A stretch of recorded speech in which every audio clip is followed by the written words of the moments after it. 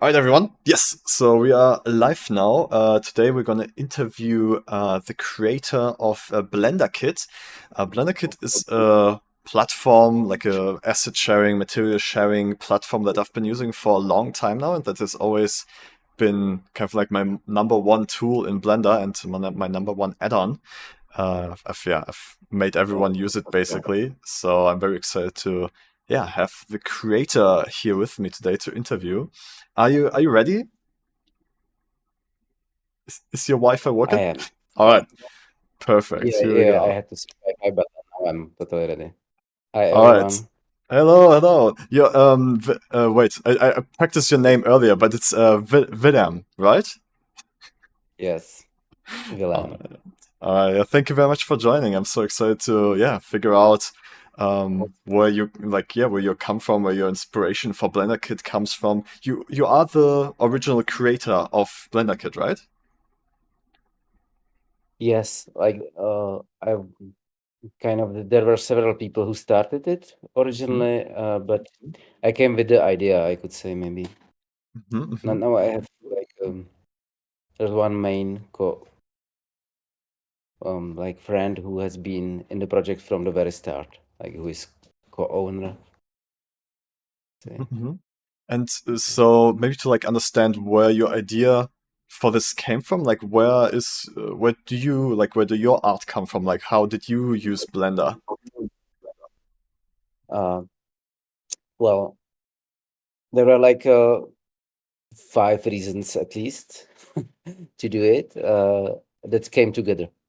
One was that I was actually making artworks that I wanted to, and I needed a library.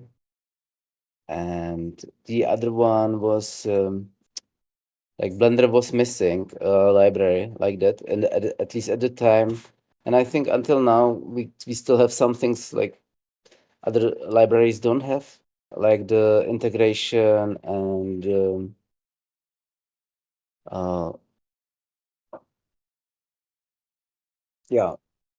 I will continue with the reasons because that explains it better, maybe, right? Hmm. Because I also noticed I wanted to make a library that's like somewhere between like a marketplace and a totally free website. Because back then there was BlendSwap. I'm not sure if you remember it or any of you know it. It's Yeah, also a yeah. great sharing website, and it used to be only like a really free library for Blender users. And I'm sorry, just a second.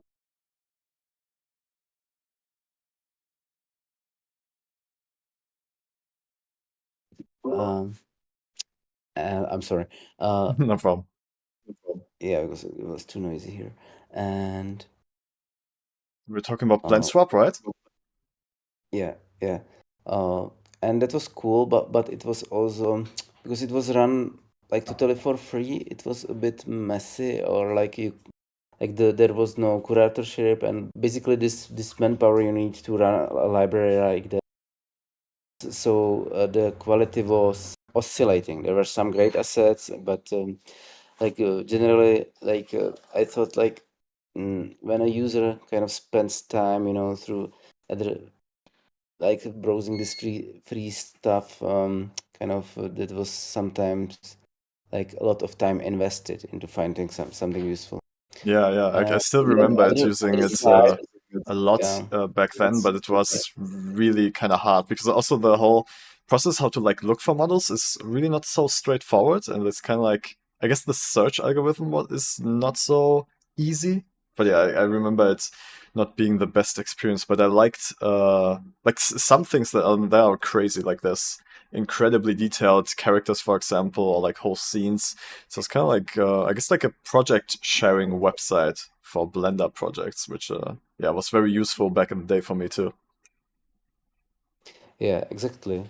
And on the other hand, there was this upcoming kind of monopolization of assets or providing assets, like m- bigger libraries starting there out there, like being purely done in a way where, for example, somebody buys assets from creators and then sells them as one company. So I wanted a system that's more kind of connected to the creators, where like to the redistribution exists. which is like what's also innovative about BlenderKit. I think like only parallel in the creative world is Spotify, which is like not a good example because like people hate Spotify because of lack of transparency, and the redistribution system is not tuned well. But principally, there's a similar thing, right? That you can have a subscription, which is much more comfortable for users, because they pay a few dollars and then they can like do unlimited downloads and create everything, and you don't need to go shopping for that and then download it, realize it's the right thing, so go shopping for something else or downloading it. Like you have it everything in one place and you just use it for your work. And um, yeah, mm, uh, uh, like what's the essence? Like to do it, to have subscription for users and to have like this also money coming to creators. It needed this scoring system we have, which is something I think nobody else in a way, which is in a way like not so good, but yeah. So that's the real innovation, that we can actually somehow funnel the money to creators, and this way we don't own the assets, we provide them, but still we have a subscription. Yeah, So I think honestly, I've been thinking about that a lot, how your system works, because I'm making also like a big video about it. And like, to me, it is the most transparent and best working kind of like redistribution of those subscription fees to creators that I know of. And yeah, I just got to say, like, it really makes a lot of sense, that I really like how it works and how transparent it is. Yeah, so I think great job on that. yeah, thank you. It's like, yeah, maybe later in the talk we can talk about it more, because it's also like, even as good as it is, it's still incredibly shitty at the same time, because like yeah, we did our best to make it work, right? Uh-huh. But always, like, it could be improved, and it's our long time longing to improve the scoring system, somehow make it more like invite people more to rate the assets, to kind of take more part Yeah, I in mean, it. that's definitely something I noticed, that the scoring it feels sometimes very random, especially when you upload a new model. Like, one model might, even if they're like the same quality, like one might get 300 score and the other one might get 1,500 score, and you're like, what? They're basically the same. But I'm feeling like that's gonna like balance out over time, when, like you said, if you motivate more people to rate models and to score them in their complexity and in their usefulness and quality, then that just like gets balanced out over a long time anyways, to like reflect the true value of the models. So yeah, but it would Yeah, be nice, like you said, to accelerate that process a little bit. yeah, and we have like some ideas how to improve it, but so far we didn't have the development capacity to do it, because there's always something to fix, or like regarding so many other aspects of the library, because it's really hard to keep it running sometimes, because it's yeah, we don't, yeah, it's not published on the website, but we have quite a lot of users, and like most of them are free, so we're really like the servers are running like quite heavy loads of data. And yeah, yeah, Imagine yeah, that the for sure. balance, like what you say, that's also my feeling, like it can be really unjust on a single asset, right? Because like sometimes the rating goes up or down, or someone else rates your work, but in general I feel like really the creators that are there like and have more assets, somehow it balances out, and their income is you know relative to their input, I would say. Yeah, maybe that is something worth explaining though, because like I had, like, when I was showing this to my friends, there was like sometimes this confusion moment of like getting like a very low score or a very high score randomly in the beginning. But the thing is that the first score that the validation process kind of like gives you a model, that's just the first of many to come, right? So the first score that the validators set, that is just as worth as the ones that the users themselves set, right? Yes, exactly. So far we didn't give any more weight to validators than to users. So anybody can rate, anybody can. It's sometimes tempting for people to start. Some people start more accounts and start rating themselves. We block such accounts because that's of course like unfair, and we try to and yeah, but anybody can rate, and it's always good and there are people who rate, so it kind of improves through time. Yeah. Yeah. Yeah. In general, it's a really good system, I think. Yeah, as you say, like, maybe there could even be an incentive to rate things by like giving those people like a percentage off of the subscription or something. Just like a way to make it more appealing to everyone. Exactly, and we thought about it a lot. We actually invented the whole system how to do this, like how to have some points similar to Stack Overflow or similar websites that do it really well, but we just didn't have time to implement it. Because also like yeah, we like we have 1.4 million registered users, Mm-hmm. and like basically we always knew that if we throw in like the dynamics where, for example, somebody gets somebody is a good creator, right? So he has a lot of assets, so you want him actually his rating to count more because he's an expert, and he's an expert. So somehow then you need to recalculate all the assets he rated, and this kind of thinking brings like big trouble in the recalculation of the already now, like the score gets recalculated every day on all the assets, Mm-hmm. and somehow Just a lot of server cost only to do that already. it's not about server cost but about complexity maybe, and like the database can it's slow on the database or something. See. But of course, like the server costs are also considerable. Like it's like we're trying to optimize, but I just check it, and we deliver like 120 terabytes data per month. Oof. That's so much. Yeah. But your business model still works out that you are growing from the subscriptions, right? Like you're not losing money on this project. Well, actually, we were Mhm. until the last year. Oh, okay. This So year, it wasn't a big investment throughout the whole time. Only this year it started to get a plus, basically.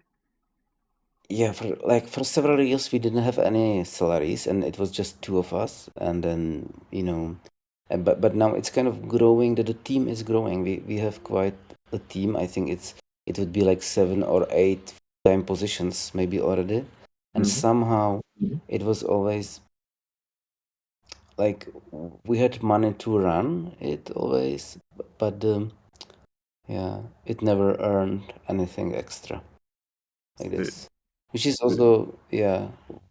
We actually, yeah, I can definitely say we gave more to Blender development than we made profit in the Oh, whole but time. I think that Yeah, really, I mean, even that you do that, I think it shows really how your values in BlenderKit, right? Like what the value of it is, and I think that you put community first. Like from everything, how what I see, how you run it, and how it's built, it really feels like the community is first, which is I think also such a big part of Blender. Like if you wouldn't do that, I think it would be hard to survive in the space of Blender and being accepted in the community, right? yeah, exactly. Because I've been like using Blender for 20 years, right? And I've been developing add-ons, which comes like to your first question, because there are even more reasons to start it. And I was developing add-ons. Okay, maybe I should start making some money with it because I developed quite a lot of add-ons before. Mhm. And and one of the things that when I was thinking about BlenderKit, like starting, was that Blender Development Fund was at 5,000 euros per month back then. Ah, yeah, that's very low, And very low. yeah, and like just before we started it, like they launched a new website and they really managed to boost it, but it's not so long ago. It's actually 6 years. And if you think about it, how like what huge development happened since then, also for Blender Development Fund. But I wanted to, start a company that like puts a fair share of what is the revenue, and I actually calculated it totally wrong, because yeah, it's like we promised to give so much to Blender development that it was kind of for some time it was like hard to pay that much, but Mm. I'm also happy with it. I think Yeah, no, I think it showed it sets a very good precedent. Like I think people. I mean, for me, I can just talk from my own perspective, I guess. But to me, it really just made me trust BlenderKit so much more. So yeah, I think in general, it's a really nice thing how you're managing it. Um, and maybe that's also interesting to talk about another topic, which is also really interesting to me. If you have any insight on how many 3D artists can actually live off of their Blender Kit contributions, like the assets that they upload. Do you have any insight in that? yeah, live off. I'm really uh not sure because it really depends on the also a lot on the country where these people come from, because Yeah. like the living standard, it can be tenfold somewhere. So in the US or in Germany, I guess, like somebody when it's making 500 euros per month, it's not money you can live off. And like definitely like the first few spots, like on BlenderKit can like are I think like several $1,000 per month, like the best creators, not always with the highest score or highest count, right? Because it's like the like the assets, for example, make money based on popularity, which doesn't have to of course, like it's like everywhere. Like if you look at Blender market, it's always plants, or like cars, like this kind of assets that The basics. uh, sell the most add-ons. And what I perceive on BlenderKit, we have much more stratified distribution. On some marketplaces, I noticed like there are like clear winners, that sell something worth millions of dollars, Mhm. which we don't. This is not the amount of money we would redistribute yet. We are not there yet. And but uh, I think like we don't have such clear, like steps between the first ones and the next. It's more like a gradual, curve. Like the best ones make maybe several $1,000s, and it goes down, and most people, I think most people will make in the order of hundreds of dollars. Yeah, of the like creators that upload like more that are serious. I mean, yeah.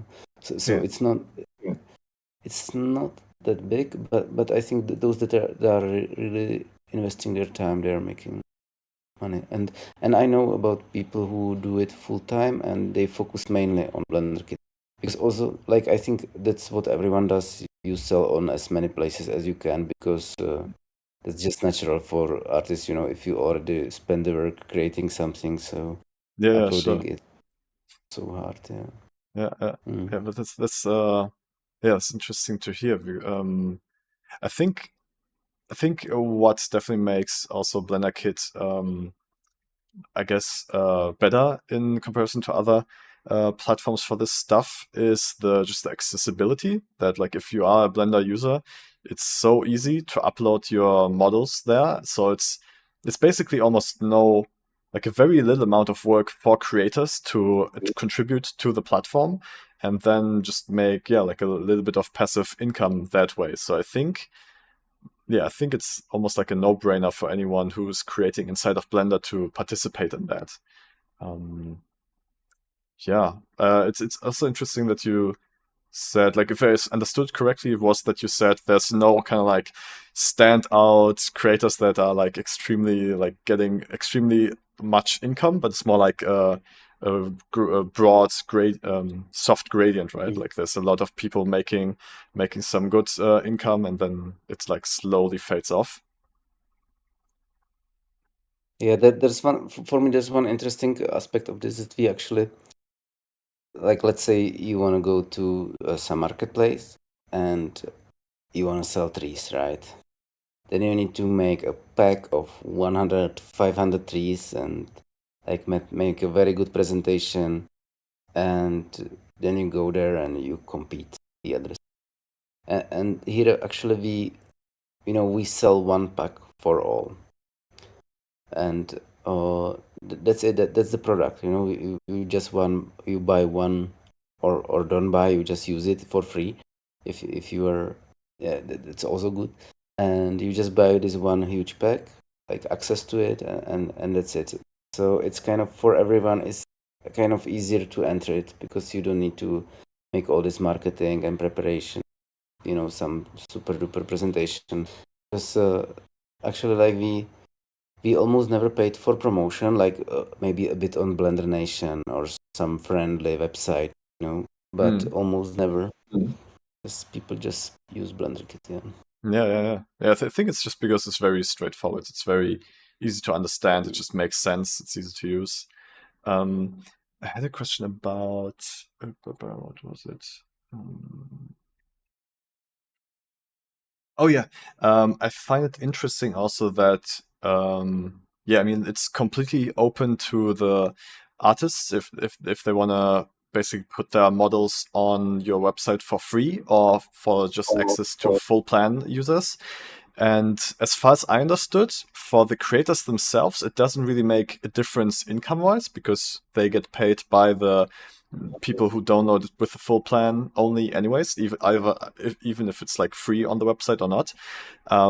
So in my view, it's more kind of like also a decision every creator has to make if they want to contribute to, I guess, like a free open community, or if they want to help building a working marketplace, right? And I think putting that decision partially on the creators is very interesting. How do you see that? What was your idea behind that? Yeah, it's interesting, the dynamics, right? Because if you give these free assets to people, there are more free users, and from these free users, potentially there are some people who will subscribe. And then when like the redistribution system is like just by the score. At the moment, like somebody pays for it, like all downloads count, right? The free or full. So on one hand, we are creating this great thing for users that just want to use Blender Kit for free and with everything, right? And this is kind of inviting these people in, and then there's the other side. It's like this balance between it that kind of happens by itself. That I always wanted people to be happy with BlenderKit in the free version, just to be happy. And then when you have a job to do and you deadline and you really need a specific car or whatever, you just pay for it, and yeah, and then it so it kind of works. I think also some people, of course, like put all their assets on it into full plan, which is totally understandable, right? There are people who put so many hours into their artwork, and But that's the interesting thing to me. Like they decide to put them in the full plan, but if they decide to put them in the free plan, they would still theoretically get the same outcome, right? Payment wise. yeah, I remember, like, we don't have like really statistics. We don't do much statistics because we like don't collect much data, but we have the downloads, right? Download, and of course the what gets redistributed somehow we see, but it's so many tiny transactions that we don't have any graphs out of it, but or like charts. Sorry, that's a wrong word, chart. And yeah, I think like even like imagine there is a free user, right? And he is browsing the database and he bookmarks, for example, assets that he likes, right? And those are the free assets. So then when he pays, he's also likely to again use the same assets. That's, by the way, like the system counts again, right? If you like some chair and you use it in several projects, it counts it again. Every Because time you drop it into your project, it counts as a download, right? yeah. So once per month, actually, it's once per month, I think, right? So, Ah, but okay. if month, it counts it again, or maybe once per scene. There is something like that, and so in parad, I think that there might be even a paradox that sometimes free assets can make more than the full Mm. assets, because the users kind of remember them, or oh, this was a good grass, I'm going to use it again, or this was a good thing. And I also, when I use BlenderKit, I have kind of my favorite, authors or like people I know. There's this quality I want or style. So it's a paradox, but it's also, I wanted it to be a bit also about appreciation. That if you that you can use it for free, and then you can subscribe just out of the just out of appreciation because you want to sponsor the authors. That's Yeah. also a possibility that you don't need. And we know we have users like that.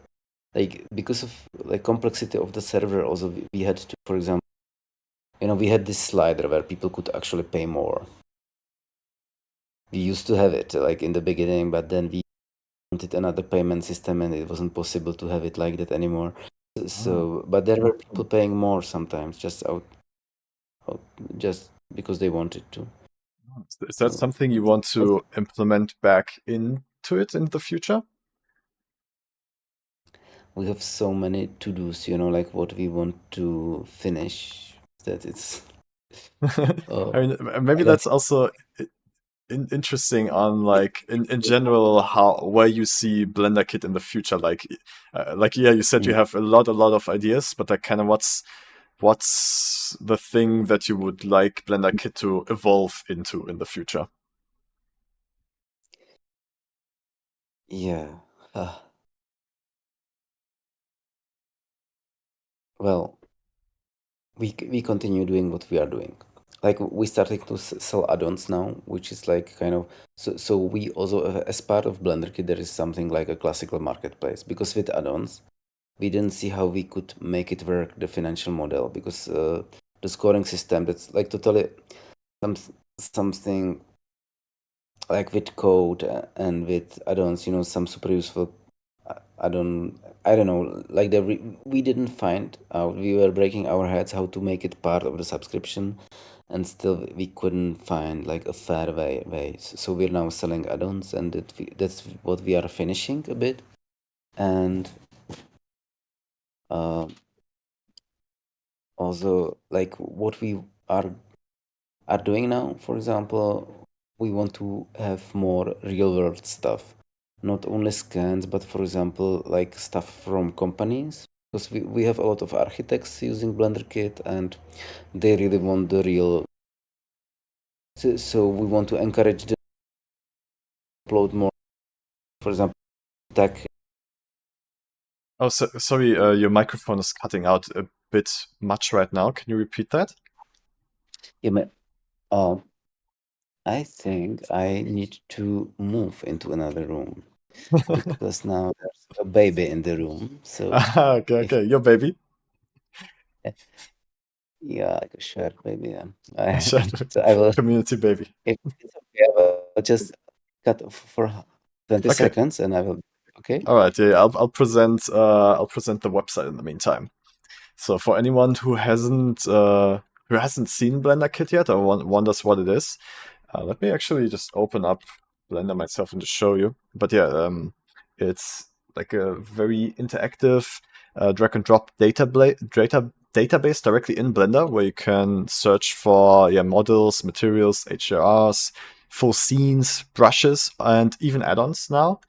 And it's very community based, but still you can make income with this by uploading your assets, and people who get a subscription, that money basically gets redistributed. Oh shit! I didn't want to show that. Gets redistributed to the creators who upload their stuff. So yeah, just to show you a little demonstration of that. Yeah.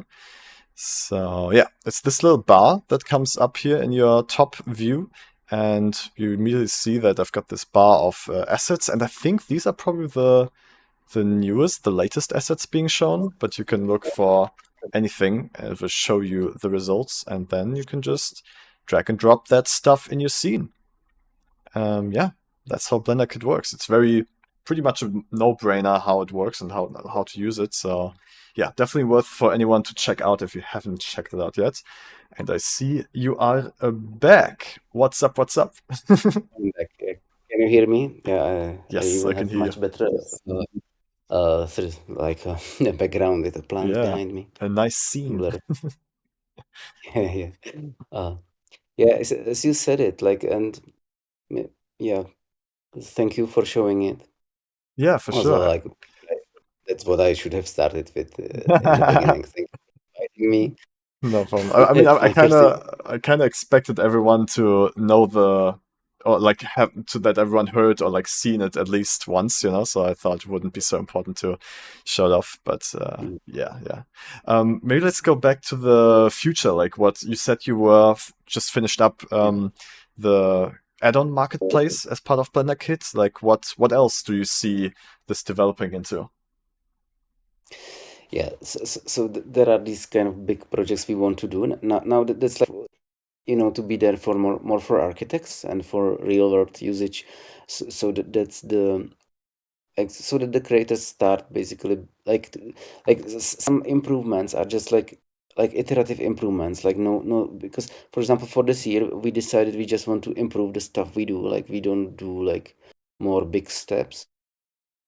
And this is like, for example, inviting companies to upload their furniture to basically have the real stuff that the architects want, and also encouraging the users to do so, because like people kind of tend to invent a lot of stuff, and then you have like a sofa, but what is the sofa? If there's a real architect, he wants like the sofa from IKEA or whoever it is, like another company, Right, yeah. just to a connection to real world, which is also like a bit, you know,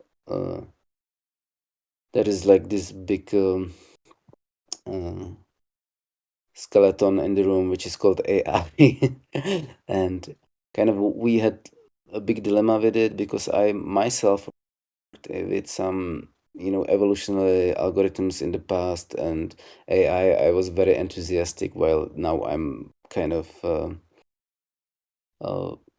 it's always a question, because we really didn't want to, like the artists to lose jobs. And Yeah. for example, by now we don't allow AI generated assets in BlenderKit. So we are more not going in the direction.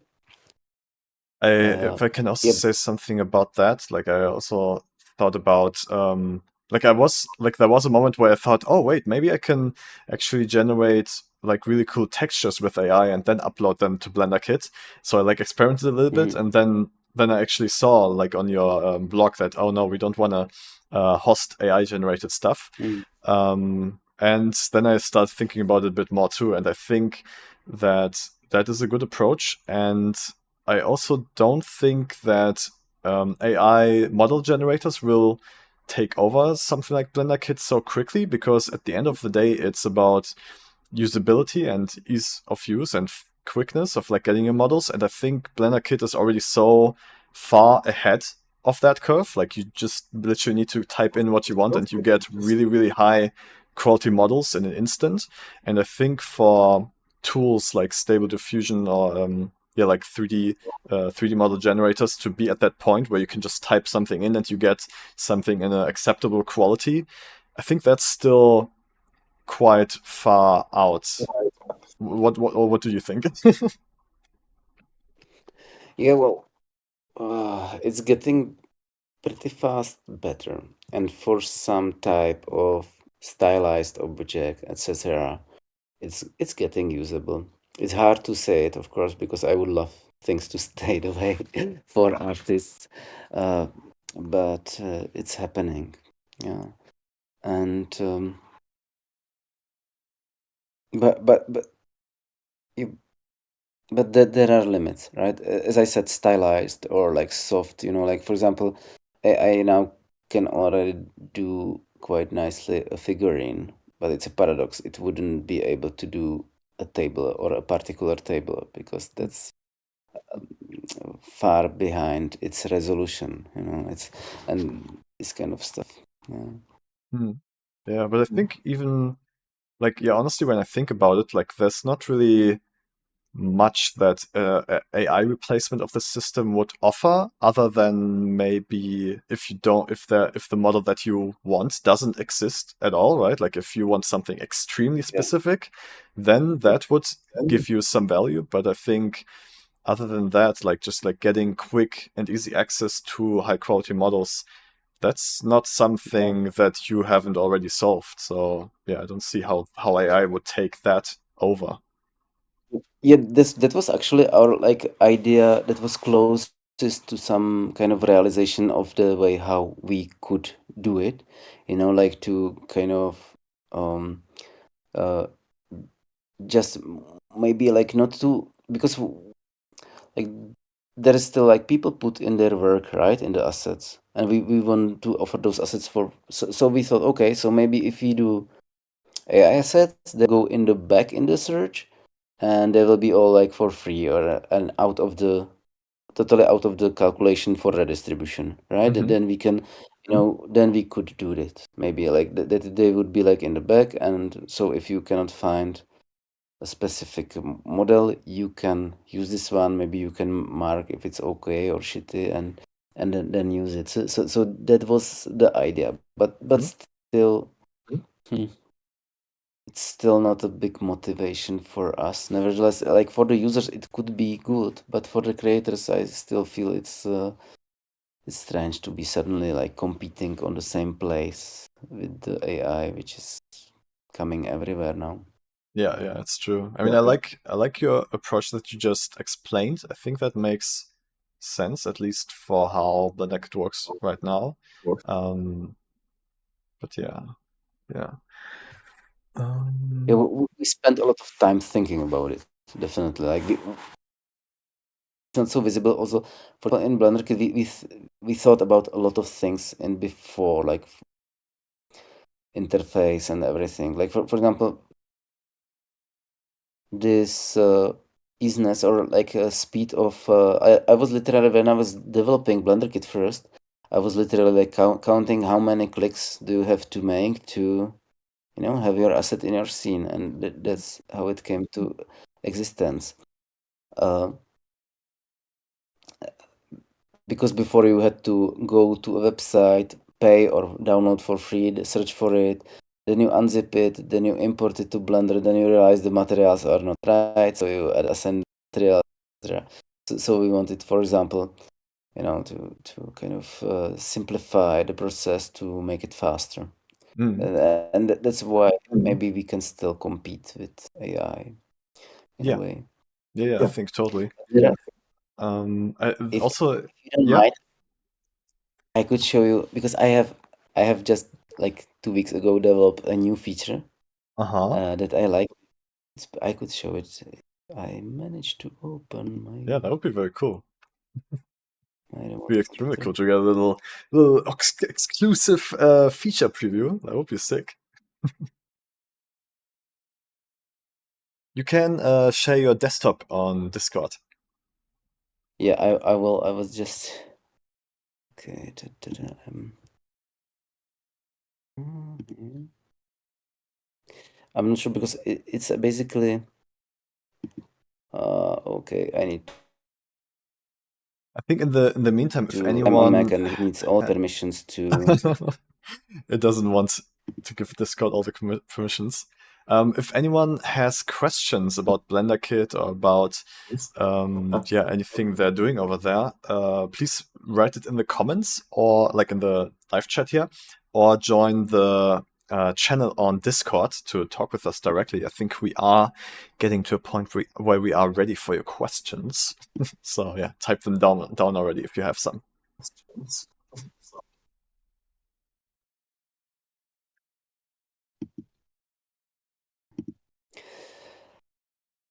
And I'm set to tell you that it won't allow me, or I would have to restart Discord, so I would drop completely Okay. from here.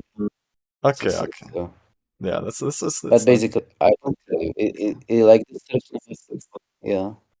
I reworked how the asset, like this little asset bar, like the where we show the assets, the core of the interface. It now has tabs. So that's a near future thing that you will have be able to use tabs and as in your browser, Mm-hmm. and it has story. Because like when using BlenderKit, that was always that made me like angry that I search for a chair, for example. I put it in my scene, then I find a table and now I realize I want another chair that I saw just besides the other one before, and there was no way to go back in the history. I would have to repeat the search. So now you can have tabs and you can switch between them and you can go forward and backward in the history, or Very backward cool. more. Yeah, Yeah, that makes a lot of sense too. like, Yeah. just like in the browser, even with yeah. So that's one thing. Nice, nice. Do you already know when you're gonna publish that? Yeah, actually, we wanted to make like beta release today, but I'm not sure if my colleague managed to make it. So it will be if you enable in BlenderKit experimental features, then or it allows you to download the pre-releases. And it's in preferences, right? If you go to BlenderKit preferences, that there you can enable pre-releases and you will have it. Yeah. Maybe you can, Check but that that. I'll show it off real quick. So preferences, add-ons, BlenderKit, and then we have here enable yes. pre-releases. Yes, yes. Oh, Oh yeah, and then you can update. Okay. All right. Yeah. Cool. Thanks for the tip. mhm, yeah. There's of course a risk if you this was the part of the presentation where it was supposed to crash, you know. It's made to crash. We have a question here from Wrench and Zach. Let's start with Wrench. He asks, how much have you gotten frustrated with people uploading content onto the site?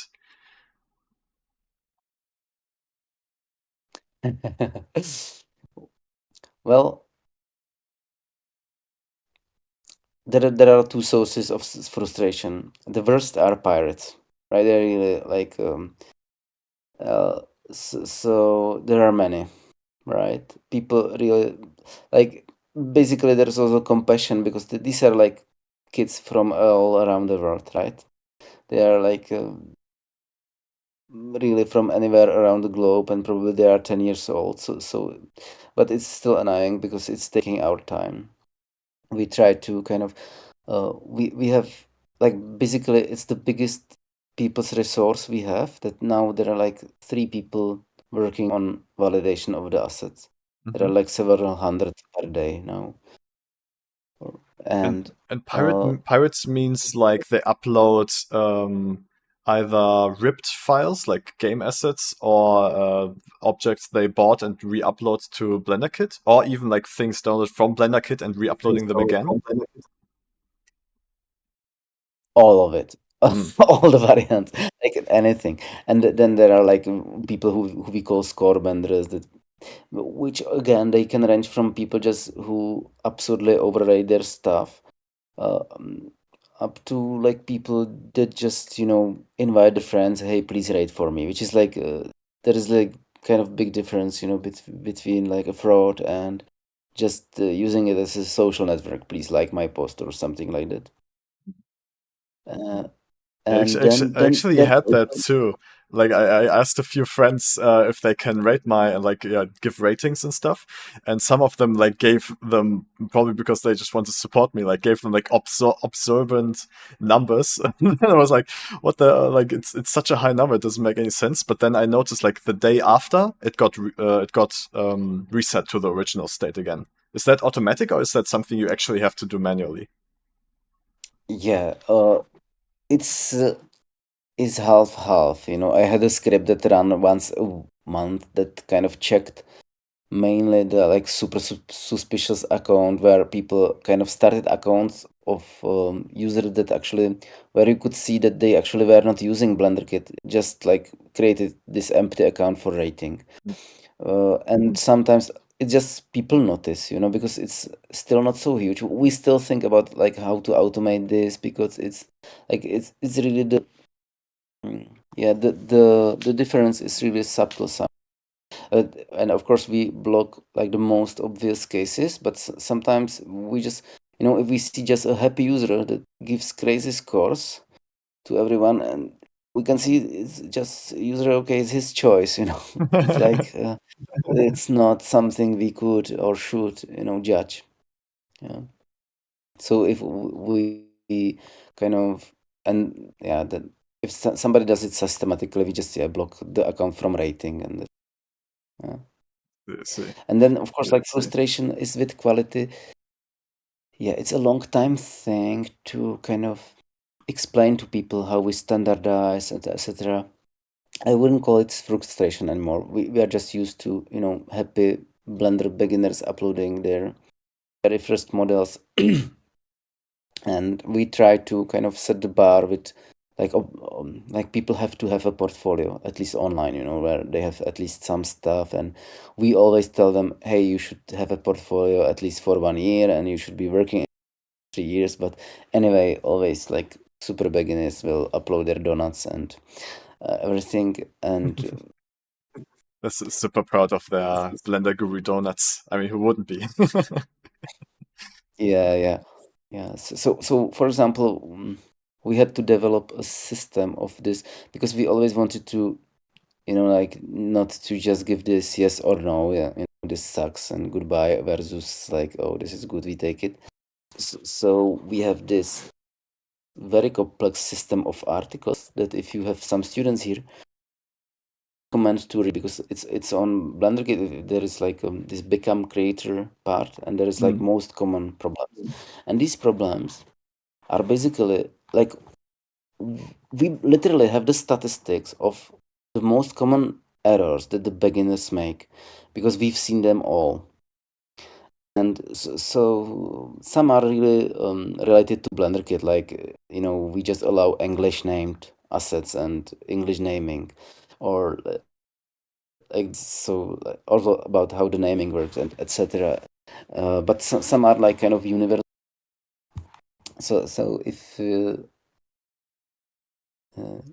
th- these are like really so much repeating mistakes that sometimes it's worth actually changing Blender to fix these mistakes. Oh, And really? that actually, Did you ever work together with the Blender developers themselves to like work? Because I remember BlenderKit being part yeah. of Blender at some point when you downloaded it, right? Like it's part of the pre-installed add-ons. Why did that change, for example? Why did it change? So there was like an offer from Blender Foundation, and it used to be that anybody can basically put their add-on in BlenderKit if they contribute to Blender Development Fund. So we Ah, did it anyway, right? So we had it in Blender, and then I'm not sure how many people are here. Can I tell it in public? How um, was it? there are 5 people in the live stream right now, I think. Okay, that's safe. No, basically, when Blender Found grew, you know, big companies like Adobe wanted to have their bridge in Blender, and everyone suddenly there was BlenderKit, and they had to kick us out because like that wouldn't be like a fair game for everyone. And but you know, they didn't want to keep this offer they had, because before, for example, Sketchfab was using this same offer. Sketchfab had also there are in Blender for some time, like when you installed it. So it was some kind of contribution to the development fund, and then it's like just a too big game, so we had to kind of leave. But yeah, so we were kind of unhappy, of course, about it, but it was a logical move. It didn't, yeah. It's like I would say we have good relationship with Blender Foundation. You know, we send them a lot of money, and like when we come to conference, we have always like good friendly talk with the developers. Yeah. Okay. Nice. Zach had a question. Zach, are you in the call right now, Zach? No, Hello? Oh, yes. All right. Yeah, do you want to ask us? Yeah, I do have a question. So let me see here. Willem? Yeah. I guess perfect. You probably see a lot of assets and new things on your platform and your website. What do you have, like a favorite or one that sticks out in your mind that is like maybe this was the first or something that had significance to you or something that just you thought was really cool? A cool Like question. from authors. Did I understand? Authors, creators, or assets? Creators, right? You mean Assets. assets. Okay. I have much more in my mind. Yeah, of course, like I love to see some types of assets, like for example, I always wanted BlenderKit to you know break through this some kind of quality level of, let's say, mega scans, which is like this really high level. And I can really say that some creators are up to that level, or so. But also, like, it's also like we are here for the community, and sometimes also, of course, like we from the beginning accepted things that are just useful, and some people are just amazing. Like we have this creator called Joachim Bormann, who he's just a stoned guy who loves to make really crazy complex models. If you check his models, they're like super complex copies of robots, and then he does something crazy. Then, of course, for example, we have Polyhaven assets, which is beautiful. And they're putting all of the assets onto BlenderKit?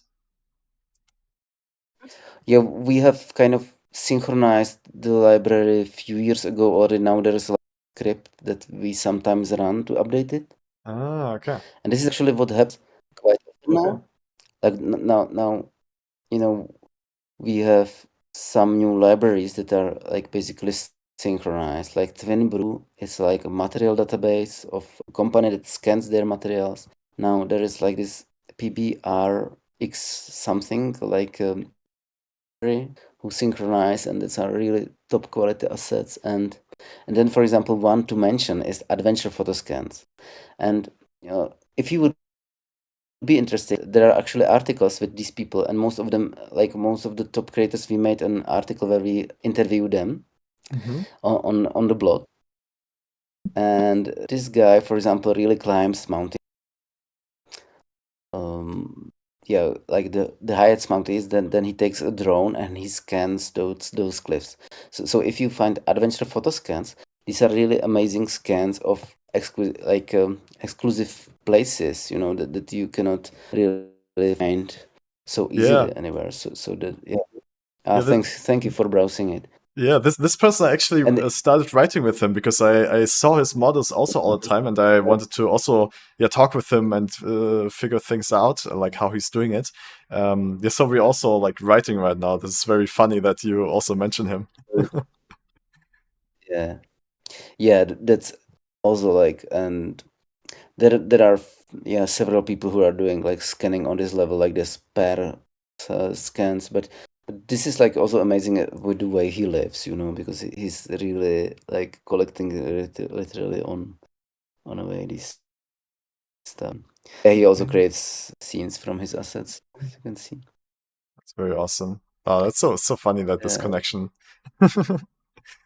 Very cool.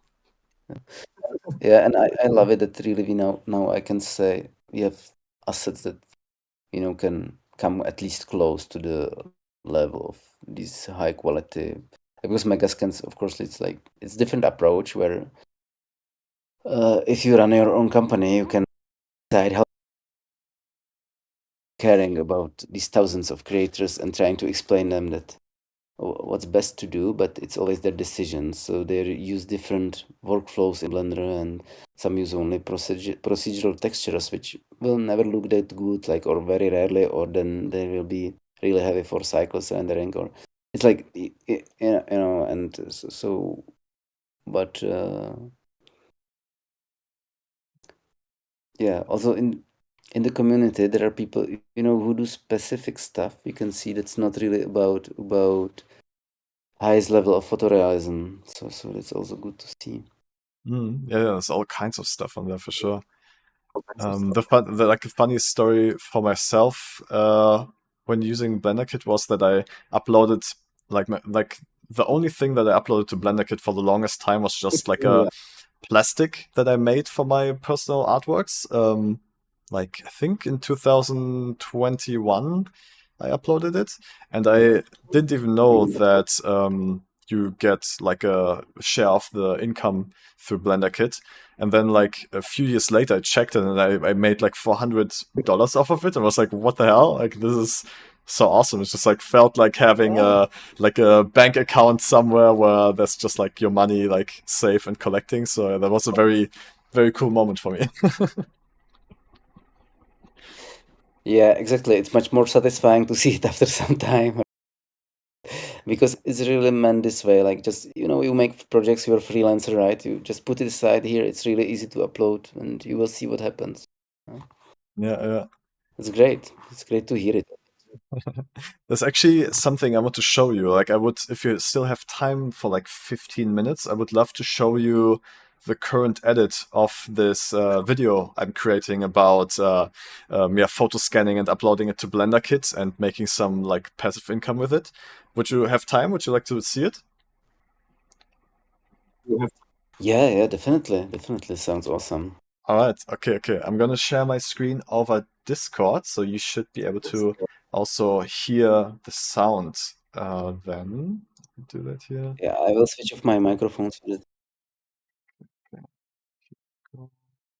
Yes. Okay. Yes. Okay. You should be able to click into that video player now. Let me know when you have it open.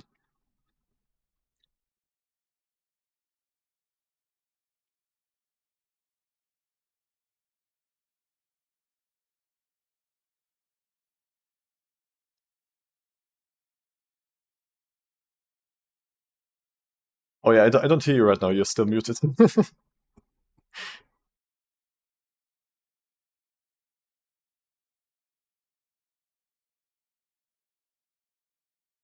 I'll just go like I think I somewhere. might be. You got it? Let's do a quick sound check. I'm playing this and let me know if you hear it. I mean, honestly, also with your phone. Every time you capture a photo scan, you want to make sure that Yeah, perfect. Okay. Just like as a little pre-warning, like I intentionally am making this video a little bit clickbaity, like like, oh, you can get rich and stuff like this.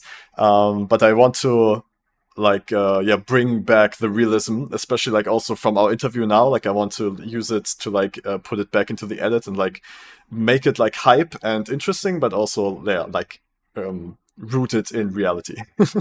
So just as a little pretext. All right, here we go. I'm gonna make all of my friends rich in 2 months using 3D scanning. This is gonna be where I be in 2 months. This is gonna be what I have in 2 months. And this is gonna be my reaction. I just need to recover the costs of the cat stuff. I gathered some facts and I came up with a plan for you guys. What we need you to invest is 2 months of your time, full-time work. You're gonna create 4 scans a day. Feels like it sounds too much for you. No, completely reasonable. I'm done. Passive income, Yes. we love. I have to ask my employer if I could take the next 2 months. 4 scans per day is like Yes. 8 hours per day. 4 scans a day is a full-time job for a good 3D artist. Okay, but for a shit 3D artist, is it like 16 hours per day? You're gonna get scored for your models, and the higher your score is, the more income you get for those models. But you can also go for quantity, have like thousands of shitty models, and maybe you'll make $100 a month. Maybe I'll do that. 200 high quality models will create 2,600 euros passive income. Oh! But there's more. There's potential for an exponential growth of downloads, as you can see here. Over the years, we go from 2,000 euros income to a whole Lamborghini income per month. And that is because there's more downloads of Blender every day, and the community is growing, and that means your models will get downloaded more and more over the years. This is real math here. Okay? This is real stuff. Most of them actually don't make that much money, but if you get one model also that's popular and gets downloaded a bunch, like for example the sweet plastic, which literally took me 5 minutes to make, and it generated me $450 so far. Per month it generates me $12, which is not bad. It's for 5 minutes work, 12 a month. Hey, that's good. That's crazy, man. You can use your phone or your camera. They have both like pros and cons. The phone, of course, you can always scan, you always have it with you, but the quality is a little lower. Saying that though, like I did see models on BlenderKit that had very high scores even though they were taken with a phone. And it's got a very fast workflow. You can just do it all on your phone and then, just put it in Blender on your PC, upload it, and then it's basically done. On the other side we have cameras. They give you higher quality of a model, right? And they are... okay, the rest is negative. They're heavy to carry. Phone it is. Like a rough calculation I made, that you will get, with one download of your 3D model, you will get 0.2 cents. It's better than Spotify. It is, really? Yes. Okay, that's So you gotta use an app, right? Like you need to use something to turn those pictures into a 3D model. There's 3 main ones, which is Luma AI, which works directly on your phone. So you can take the pictures and then have a 3D model directly on your phone without ever having to go to the PC. Then Polycam does the same thing. And Reality Capture has the cool benefit that it works on your phone and on the PC. So you can create either like very low quality quick scans or like super high quality long scans. Which tool would you recommend? I personally use Polycam because I feel like the interface and how it works is the most useful. Do we have to clean up the models after the scan? So that's a good question, because you don't have to. You can just upload how you get them, but then you might get a very low score. You can put your models and materials and whatever on BlenderKit for free, so anyone can download them, or you can choose them to be only downloadable by the full plan, by people who subscribe. But honestly, I don't think it makes that much of a difference to you, because you still just get paid out by the people who have a subscription who download your model. Can we only keep it to paid? Yes. skip the free stuff. As soon as Prash hear about fees, like what the fuck? I'm not here to make someone else money. I mean, honestly, I think there's no harm for yourself to just put it up for free. I think it's more like a incentive for people to actually get subscriptions, right? Because if everything on the platform would be free, there would be no incentive for anyone to get a subscription. So I think it's more like a, do you want to contribute to the economy, or do you want to contribute to the community? That's kind of the question. I want to get rich quick. I want to get rich quick. It doesn't involve contributions. So this is how you get your 3D scan. Very messy, very high density, and this is how it could look, how you will get a higher score, because this is high quality and very efficient for the Blender render. Yes. My plan is to actually go to my studio, because my whole life I've been doing content with niche products, and I will scan some sewing supplies because there might be not enough on Blender.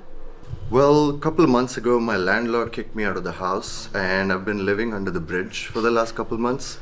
So, and I met this guy called Jerry, who introduced me to this beautiful thing called crack. I see myself with a lot of crack in 2 months. Okay, to be honest, I want to make my next short film, and I think I would use this money to do the next short film, honestly. About crack? Yeah. Today, basically, I'm just gonna focus on the trash because we're living here in Berlin, and on BlenderKit, there's like the dystopian world that, like the assets about the dystopian world that we need, and we are living in the most dystopian place in Germany. So I'm gonna use that to my advantage and focus on the trash. I think trash is a really good one because honestly, I really want to use trash as well for dystopian stuff because in this year I've got some projects where we had to add some trash because we're in the near future from Berlin. So, do you see yourself being rich in 2 months? No, but I hope it works. So you don't believe in me? No, I don't believe in it at all. We tried it. Get out. We conflict. That's the wrong mindset. I'm sorry. I was here when we like tried to calculate everything, and it just seems too good to be true. I mean, we are talking about 2,600 euros passive income. 2,600 euro! It feels too easy. I mean, I heard something about illegal stuff, and this is not illegal, so it should. I don't think it will work. But I mean, I thought about scanning the TV tower, but I was told that this is not possible. Buy like at the TV tower, like merchandise store, buy a small tower. Oh, that's smart, actually. True. Yeah, maybe. So you spend money to make more. I just want to be out of debt. I bought a lot of cat stuff. Wow, I see myself somewhere in Bali, on the beach, chilling, checking my phone and being like, all those 3D scans, they give me my money, they give me my drinks, they give me my hotel. Yeah, the rest I'll tell you outside.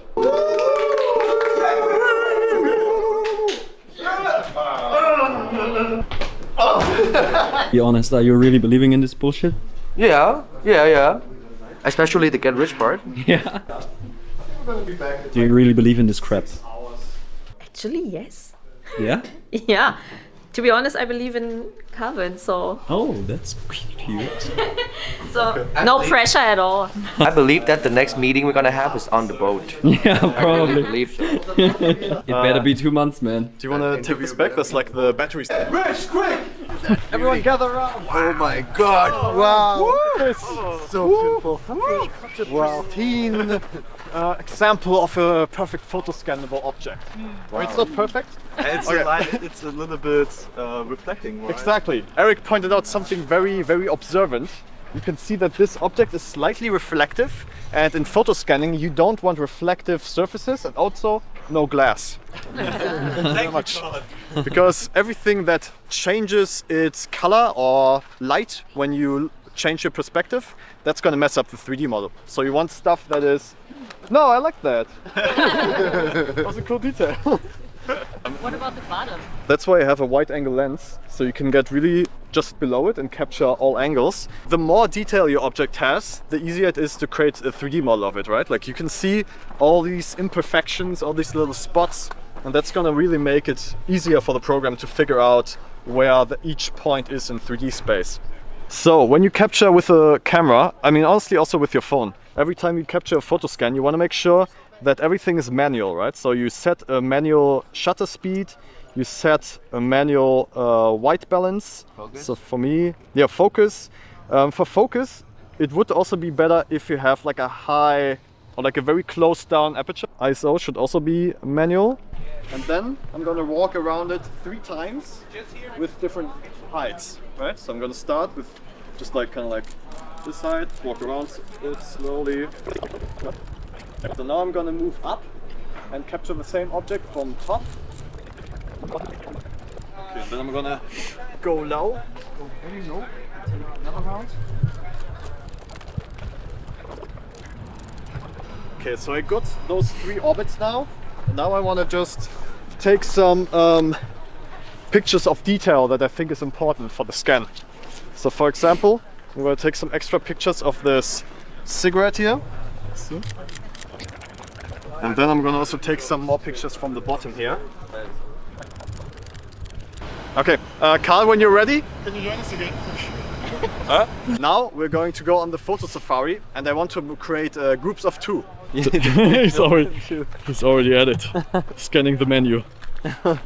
Okay, Daniel, how do you Yes. feel about this? I'm gonna scan you in a moment so you become a 3D avatar. Yeah, I'm scared, I gotta be honest. Maybe this one actually, this has a good height. This or this? This one, yeah. Can you just like sit on this corner here? Nice, exactly. And then I'm gonna scan you. Boah, kennt ihr das, wenn ihr auf einmal ultra das Déjà-vu bekommt? Would you like to say something?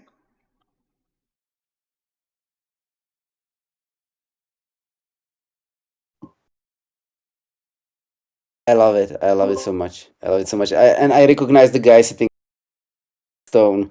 Oh, you recognize He's him? already You know? uploaded, right? I think Oh already. yes, yes, you saw him. And there was I saw this.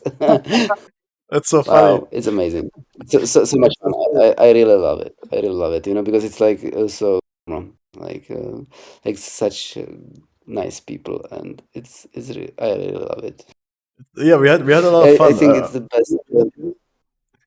It's the best BlenderKit video I ever saw. Like about BlenderKit, it's like I didn't see such a good video yet, and there are some pretty good ones out there. But Awesome, I love thank it. you. I mean, it's still the rough cut, right? Like it's only like the footage we have cut together. So I've got a lot of plans to like spice it up and make it also visually more interesting with showing the actual results of the 3D scans with some data.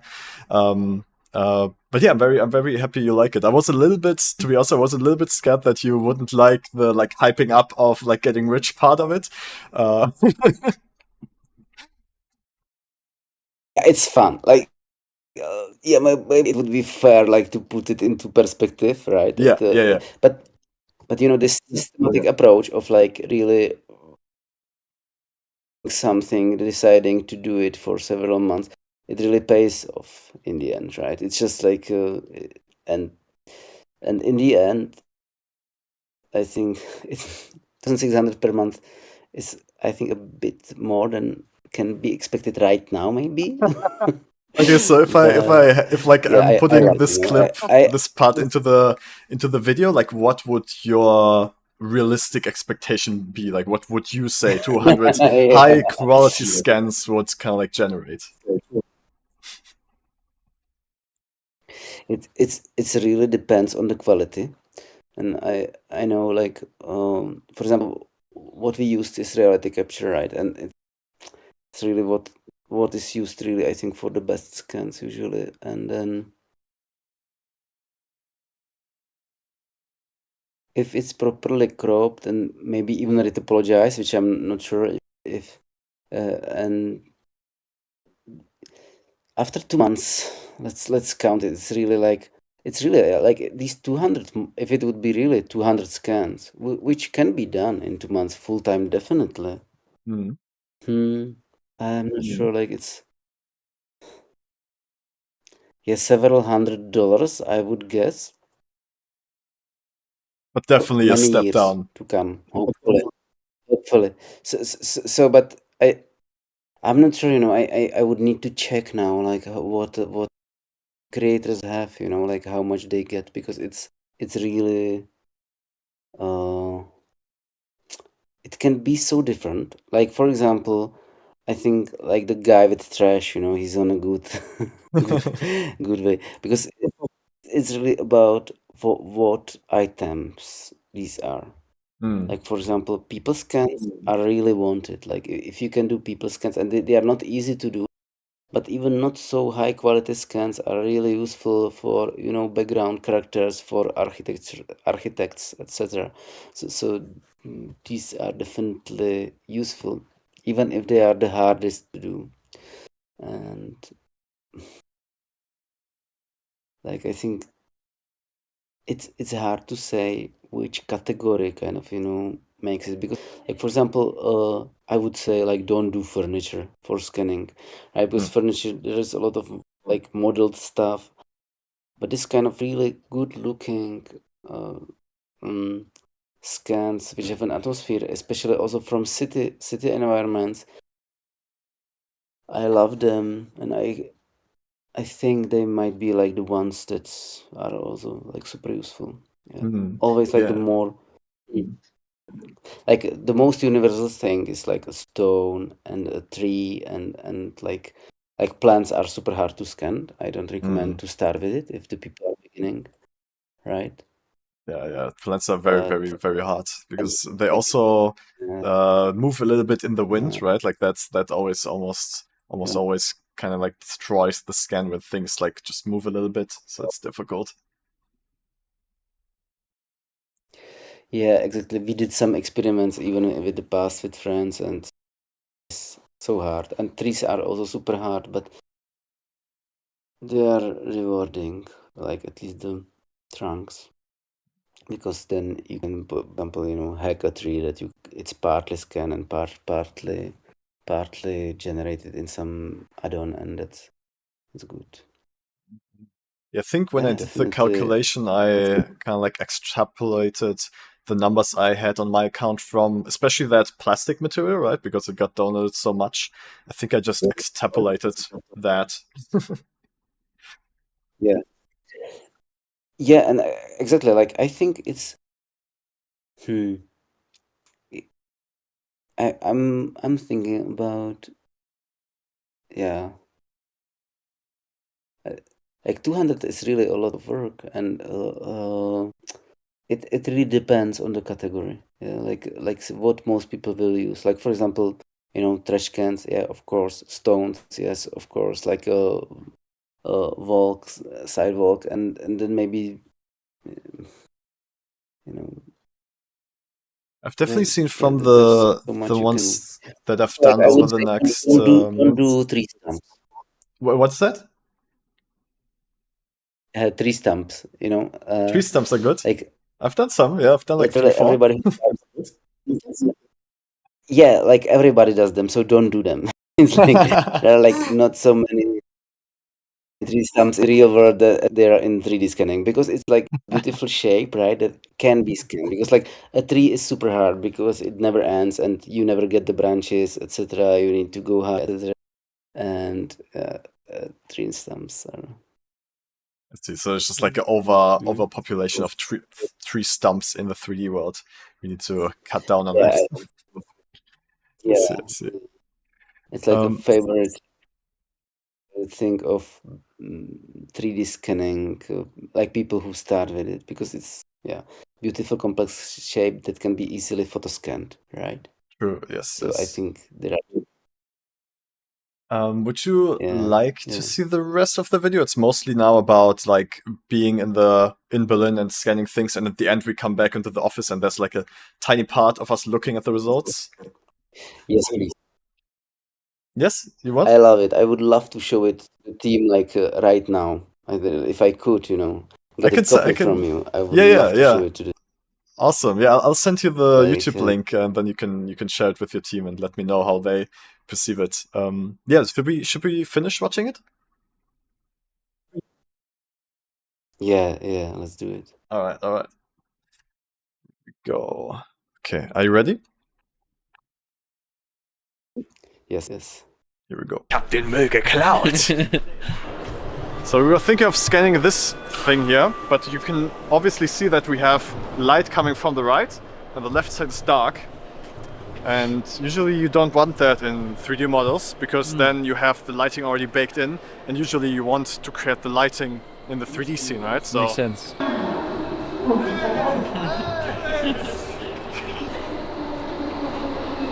Daniel, I've got the plan. Us two, we're going to go into hotels. Okay, we're going to sneak into hotels, see where we can go and capture everything they have. Ja, perfect. Sounds perfect. Let's do that. Alright, okay, so wir sind jetzt im Waldorf Astoria. Und a little bit of German. I'm basically just saying that we are trying to scan this chair in the Hotel Waldorf Astoria, one of the most high-class This one's got a really hotels. nice rooftop bar, so we're gonna try to get there and see what we can capture. Let's fucking go. Oh. Wow. This chair. This is it. This is the chair. Let's go. I remember that one too. You've seen them all. I remember telling Another chair down. Yeah, we have these meetings where we do it together, right? That we do like validation together, so that more like sensed, that we kind of think about it the same, because so that we avoid situations where everybody really gives too much different rating, or somebody doesn't understand some aspect in the team, because not everybody understands everything. So we have this meeting, and I remember this is really interesting. And a chair with snow on it. I've never seen it. Yeah, So- it's also behind the Yeah. scenes for you. Now you see where your models come from. 20 more to go. Oh yeah, just 197 more Cheers. Until we are rich. Karl hat was in die Gruppe geschickt, hat einen Leimroller gescannt. Oh, he's got the first results? Ja. Okay, so I'm not sure if this is gonna work, but I'm just gonna try to scan this floor here because it's got some nice texture. But yeah, no idea if it's gonna work. Let's see. Eric offiziell am Scannen hier. Yeah, Harte the snow Arbeit is hat the das hardest. gelohnt. I hope. Oh, wir können die Minidisco scannen. Oh wow, if you do it like this, it's already uploading all the pictures immediately.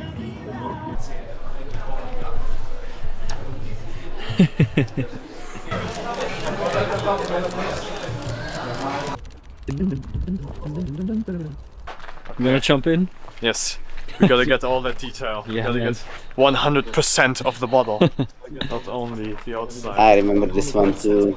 I Nice. remember telling you guys, oh, I love this one. And this was remodeled, I think. This was scanned and suddenly did a model out of it. Exactly, exactly. This was one of the few models where I felt like it's really necessary to remodel it because it's like so flat and angular. The 3D scan was very much not flat, so I remodeled it in a very basic way and then reprojected the texture back onto it, and it worked pretty well, I think. Yeah, definitely. I remember that one. Scan, but this guy remodeled it. So we actually see what you do. And we kind of see it personally also. We actually, like, a lot of people who kind of upload regularly, we know them, by name, and sometimes we even like talk about him, hey, look what this guy uploaded again, or like happy to see people doing stuff. That's honestly super cool to know that the people behind yeah, the please let- service, they know they are creators. Like it's very cool to like feel that connection. I think it's very very cool to know for the creators that there is this connection, that you see what they do. Yeah, it's crazy now because like literally there's like 300,000 people, like active users, like 300,000 people who actively use BlenderKit, right? But for example, registered users, that's like 1.4 million, and it's like, and still we know most of the creators, and we know the models actually, even if there's like almost like now it's close getting to. There will be soon 80,000 models or assets, 80,000 assets. So it's crazy. Yeah. Yeah, that's a lot of assets to keep in your mind to always dream about.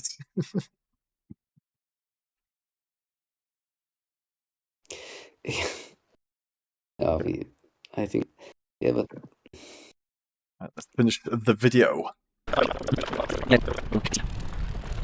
All right, I gathered everyone back here, and now we're gonna turn their photos into 3D scans. We got Daniel. Yeah, Hey, Digga. you're looking good, man.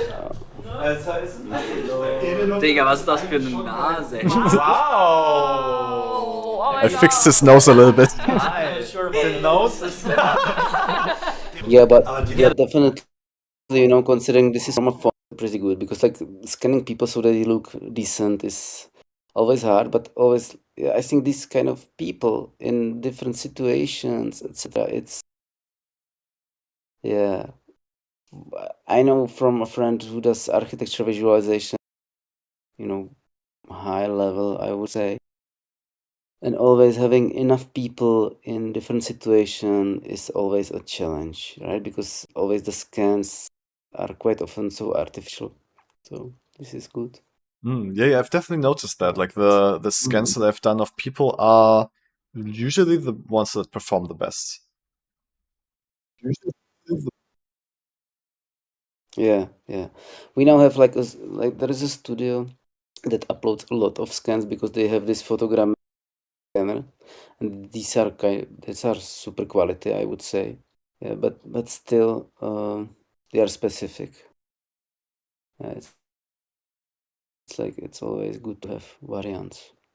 And architects often, like it's interesting because we used to have this creator who had like people, and he had all of them made with like a cheap scanner on mobile phone, and they were always also popular because they were just there, and the architects are not so much interested in photorealism. Sometimes they even like the character to be, just placed there a bit like a collage, because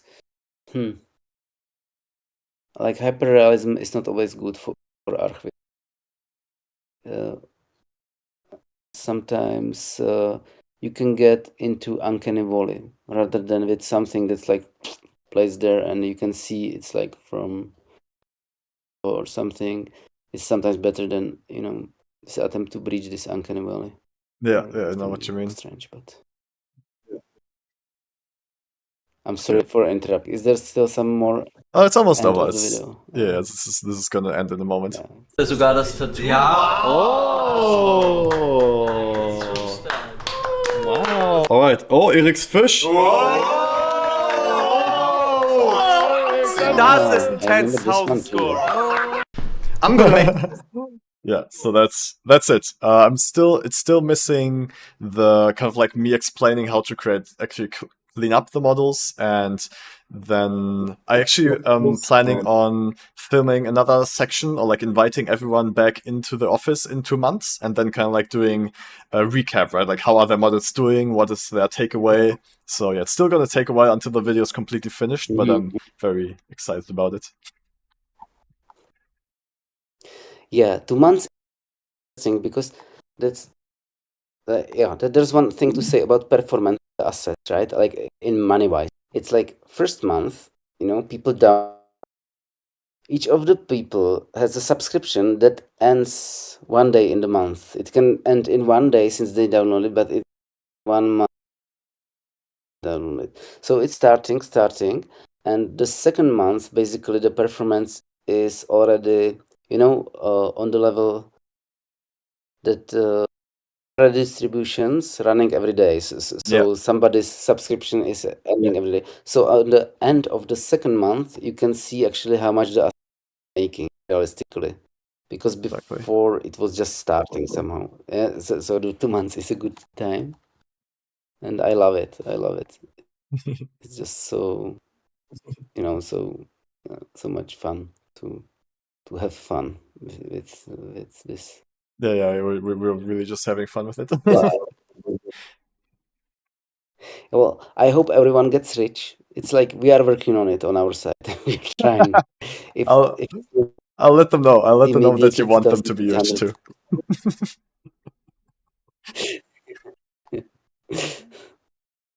But that's basically everything I wanted to talk to you, and so I'm also very happy that you liked the video. I'm very excited to keep working on it and release it in probably like 2.5 months from now.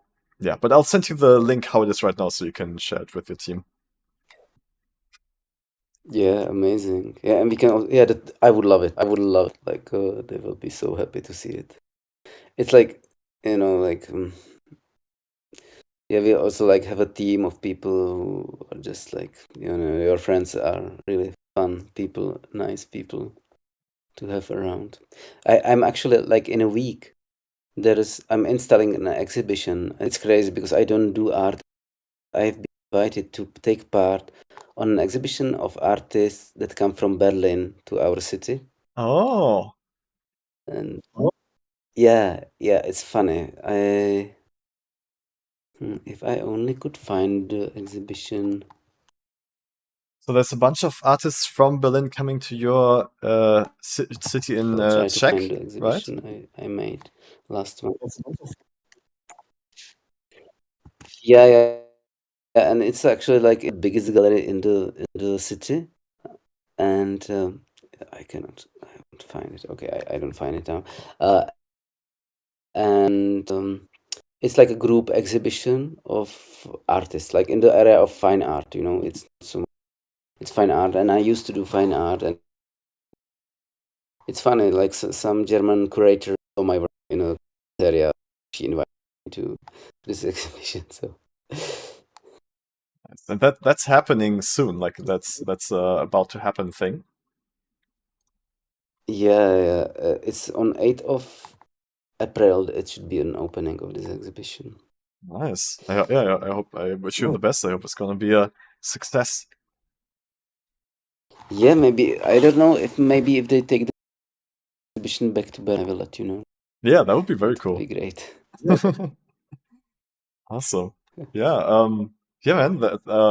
I think that's all for now. I mean, I'm very thankful that you took so much time to like talk with me and check out my work. I was very happy to hear all about the internal workings of BlenderKit. Yeah, it was very nice.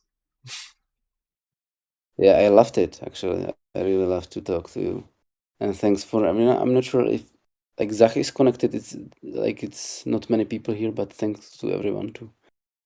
Yeah. Came or who will.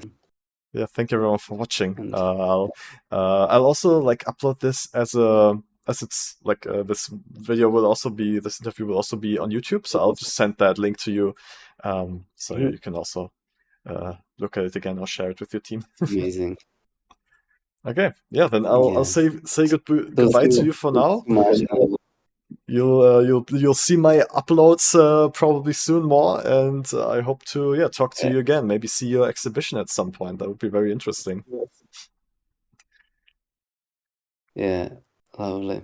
Really lovely talking to you. So have a bye. Have a great day. Bye bye. Have a great evening. Ciao. Yeah, that was very nice. Yeah, I enjoyed talking to him a lot. Yeah, really got all the information that I was looking forward to, and he was also a really cool chap, very nice guy.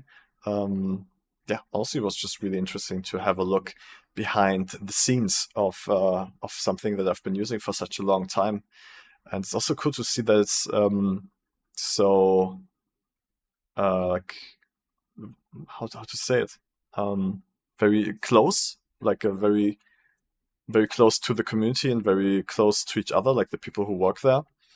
It's like it's like not a it's not an Adobe thing or not a big company where you don't know who's marketing it, who's working there, do they even care? Because here it's very obvious that they care a lot. So yeah, thank you everyone for joining this interview live stream. I am going to get some food and then I will return for a little bit for like, I would say like around 1 hour for the Create Together stream for the students. So if you're a student and you have something that you would like me to check out and give feedback on and work together on with you, then send it into the submissions on the Discord server. If you don't have a student membership yet, look into it. I've got a 7-day trial, so you can just test it out, see if it's for you. On Patreon. As an ending, I'll also leave the link to BlenderKit here. If you create an account through this link, you'll get 10% off because it's a affiliated link for from me, and I also get a little bit of money through that. So yeah, thank you very much for joining. I'll start the goodbye process as always.